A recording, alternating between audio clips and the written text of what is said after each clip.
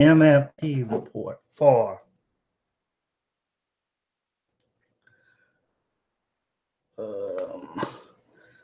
Wednesday, July 12th, 2017. In this report, which will be a short one, I will talk to you about,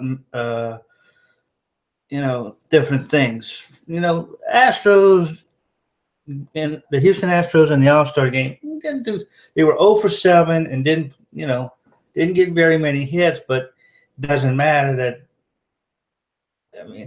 Doesn't matter because I really wish they hadn't changed the rule about getting the winner of the All-Star game getting the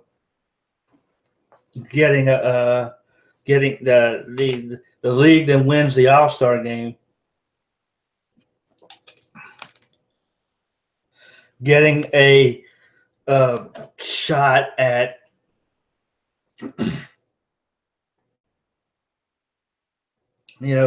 the being able to go into the World Series as leading, the World Series in terms of getting the ability to home field in the World Series. I liked that rule, but they got rid of it, but it doesn't matter. The AL won the World Series. The AL won and won the All-Star game and played. They didn't hit well, but they played all right. All right. The 7 Astros did. Correa, George Springer,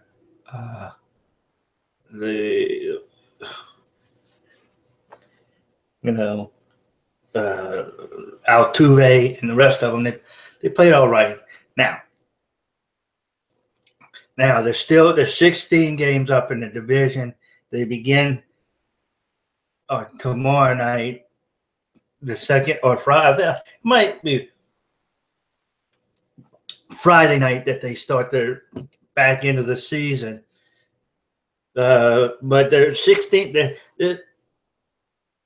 Unless they, completely fall apart, they're not going to lose to the division. Unless they completely fall apart, or there's and they in terms of their play, fall apart in terms of their play, but also fall apart. You can have just a rash of injuries in terms of Altuve going down, Springer going down, Correa going down, Gurriel going down. I could go down the roster and say he could go down, he could go down, he could go down.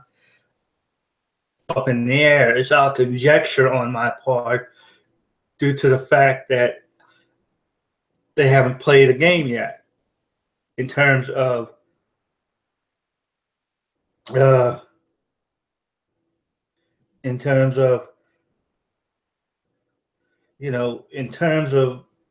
actually happening.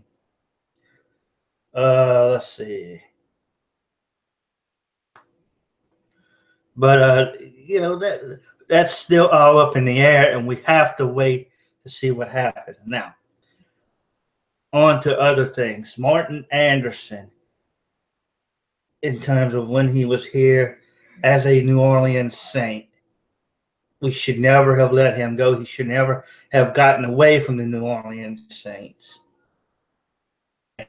He had that one kind of oopsie missed field goal thing where, he should have made the field goal for the Jacksonville Jaguars, but didn't do it. But other than that, he had a sterling career. He's in the Hall. He should be. If he's not in the Hall of Fame, he should be already.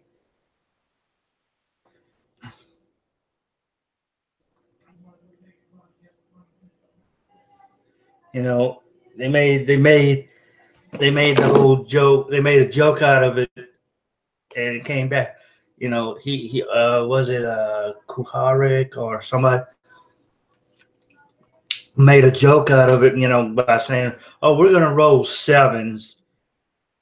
And seven, basically, that is the number he wore. That is the number that he wore as a New Orleans Saint.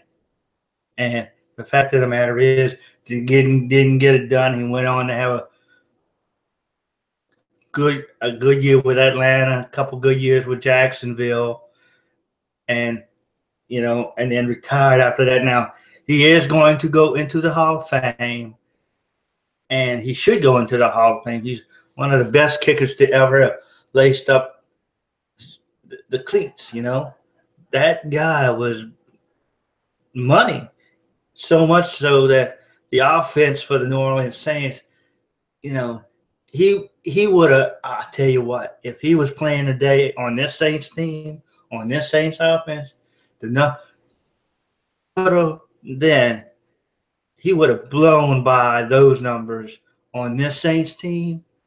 I tell you what, the way the Saints team moves the ball, goes up and down the field on people, and scores the ball. Yeah, he might have not had as many field goals made, because that's the way Jim Mora played the game. He said, "Oh, we're gonna get to a certain point, and we're not gonna go for the touchdown. We're gonna go because you're such a sure guy that we can count on him to make a field goal, and he will seldomly miss, and he will also be able to make the long distance, in terms of 45 yards or longer, 46, 48 yards or longer, which he did. He made 60-yard field goals. He made a ton of 50 to 60-yard field goals, so the problem most Saints fans had with Jim Moore is that he relied on him and basically Tommy Barnhart to get one, field position, and two, when the Saints did get down into the end zone and they didn't score, him to be the scorer. I mean, in the middle of Eric Martin's career, nobody could stop the guy. You threw the ball to him, and the teams knew he was getting the ball.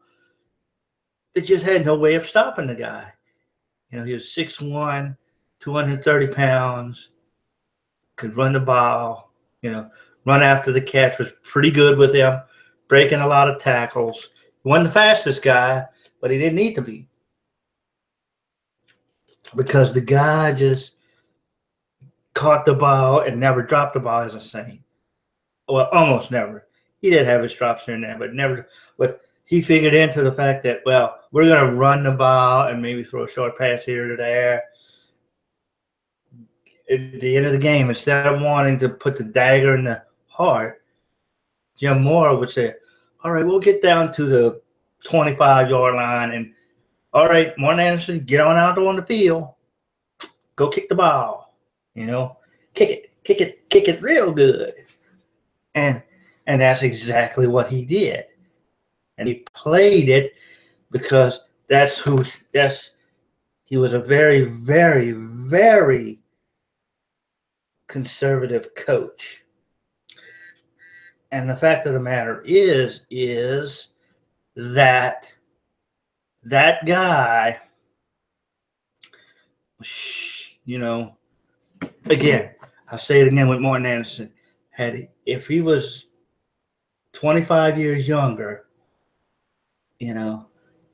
if he was 25 years old, 28 years old, and he was on this team right now with the Saints, his stats would look just ungodly. I mean, Drew Brees and all these guys going all up and down the field, and yeah, they'll score more touchdowns than not, but guy like that on a team like this, you know, and that guy is going to go and kick the ball, you know, he'll have 4 or 5 extra points in a game, you know, depending on whether or not, and then of course there'll be time if he's getting 4 extra points in a game, and then that's 16 times 4. 16 times 4 is what? 6 times 4 is 24. 6 times 1 is 6, and 2 is 8. That's 84 points just on extra points. All right. So you got that, and then let's see, you get 2 field goals a game. That's 6 points from field goals. All right. 6 times 6 is 36. 6 times 1 is 6, and 3 is 9. That's 96 points over the course of a season from field goals. I mean, that's almost 150 points, and this has been the MFP report.